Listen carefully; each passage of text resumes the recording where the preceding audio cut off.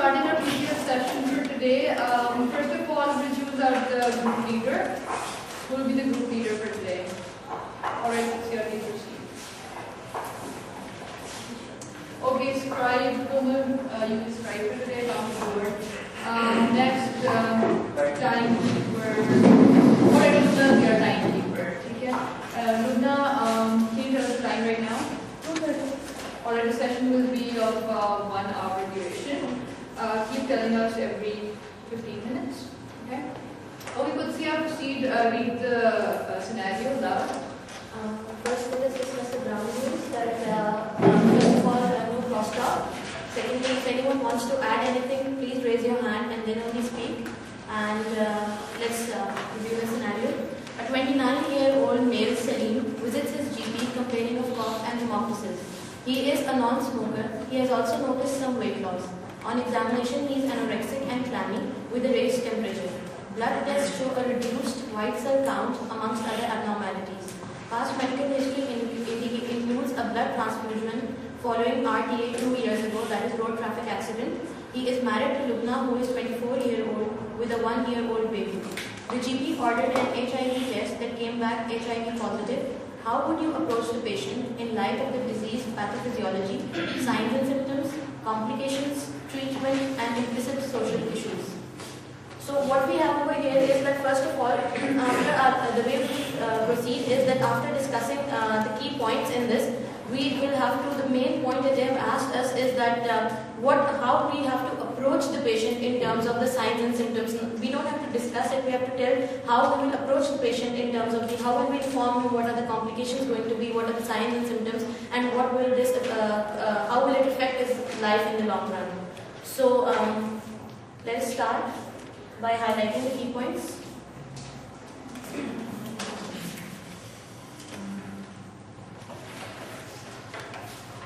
9-year-old age.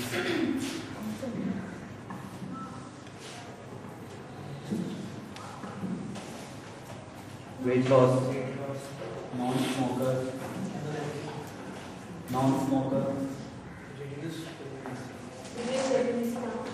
Immunocom. Blood transfusion.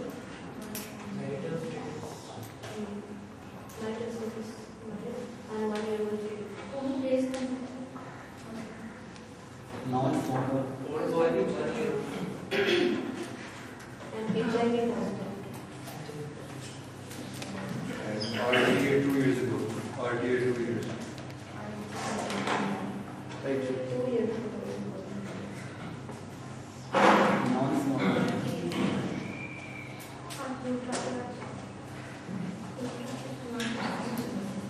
So I want to ask something. If the person went to the general physician, there is the downstream, maybe nothing wrong with him.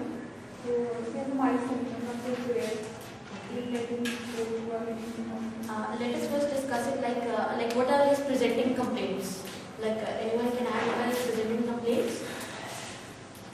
He's complaining of cough, hemoptysis, and weight loss.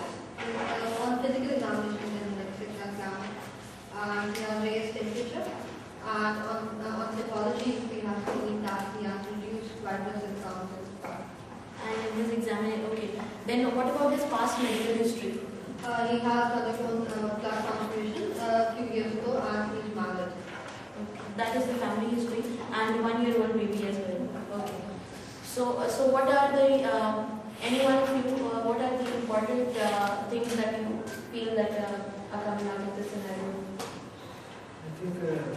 I think usual symptoms are there. These are very much in the HIV positive persons. The next thing is the hemoptysis. It might be due to the tuberculosis or in HIV positive or immunocompromised patients. They are more prone towards myeloid leakage infection. And because of that, the hemoptysis is affected. Alright, can you guys be a little louder because I can't hear.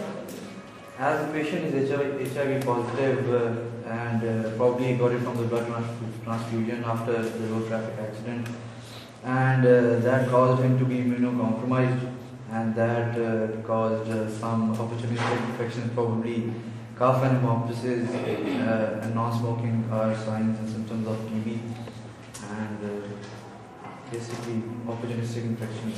One arrow can be lung infection. What's your one more thing? Alright, that was a good point. As the patient is HIV positive and also his WBC count is very low, and certain symptoms like cough and hemoptysis, so pneumocystic coronary pneumonia, that's very much like common. And one more point is very important, that he had his blood transfusion 2 years ago and his baby is 1 year old. So that means he is also at a risk of getting whatever the father had from the blood transfusion. Yes, ma'am. The father and the wife. I would like to add one thing that there is HIV positive. When we label HIV positive, I think it's when count less than 200. No, that is for labeling AIDS because HIV positive is when you find the virus inside the blood, and for labeling the patient as being immunodeficient, it has to be CD4 now has to be less than 200. Yes, Irfan? There is a point that he got blood transfusion 2 years before, and plus he's married, plus having a child of 1 year old baby. So it means they got married 2 years before.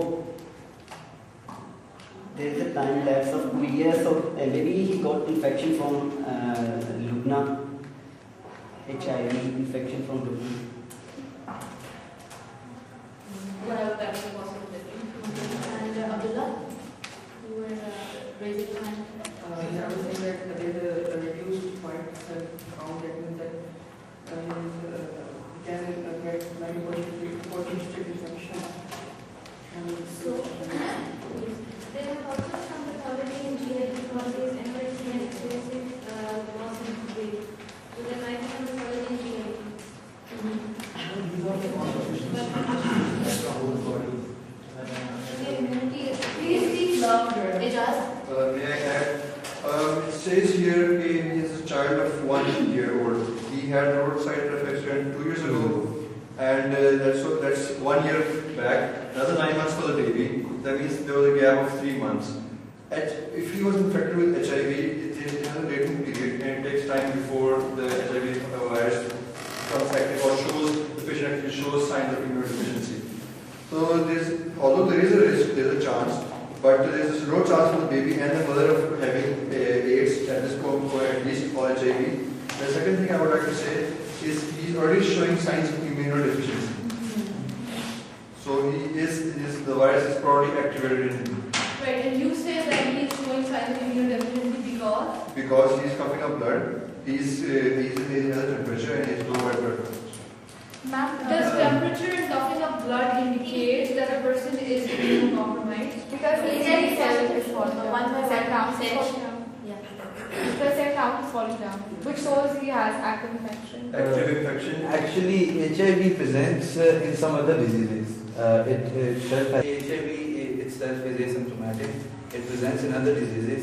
The symptoms and signs are of other diseases. Over here in this scenario, the cough and hemoptysis and the non-smoking and weight loss, anorexia, etc., is all about actually TB, because TB is the most common opportunistic infection in HIV.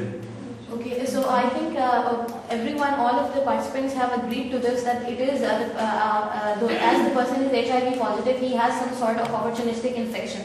So let us first see what sort of opportunistic infections are most common in the immunocompromised patients. I lose?